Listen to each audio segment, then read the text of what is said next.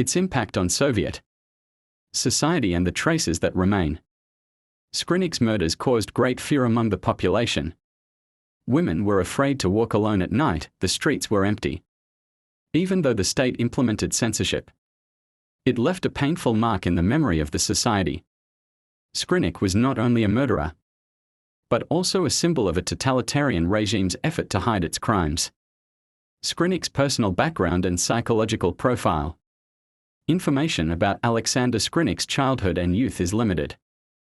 However, psychologists and criminal researchers have identified some common patterns while trying to understand his personality and motivations.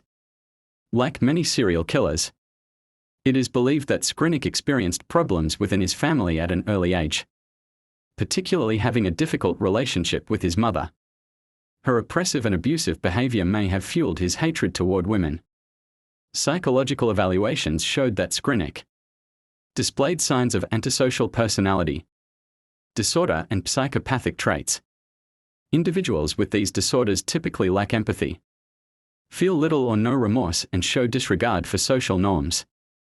The cruelty and torture he inflicted on his victims are classic manifestations of these disorders.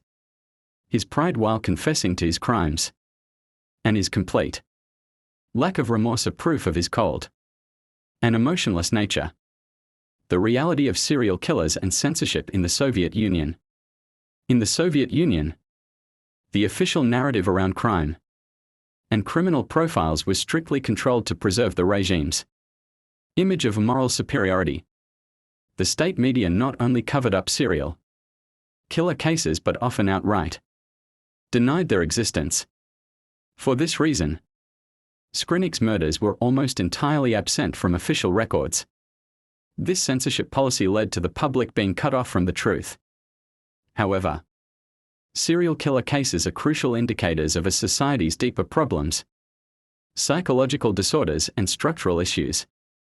Skrinik's case reflects the hidden consequences of repression, isolation, and mental health neglect in Soviet society. The investigation and arrest. Like many serial killers, Skrinik managed to avoid capture for a long time. But in 1980, the survival of one of his victims changed the course of the investigation. This brave woman described the attack and provided a detailed account of the killer's physical features to the police. Using her testimony, police conducted extensive searches of Skrinik's home and workplace. They found incriminating evidence and personal belongings linked to the murders. When arrested, Skrinik confessed to all his crimes, but failed to provide a satisfactory explanation for his actions. His cold demeanor and lack of remorse made the investigation even more disturbing.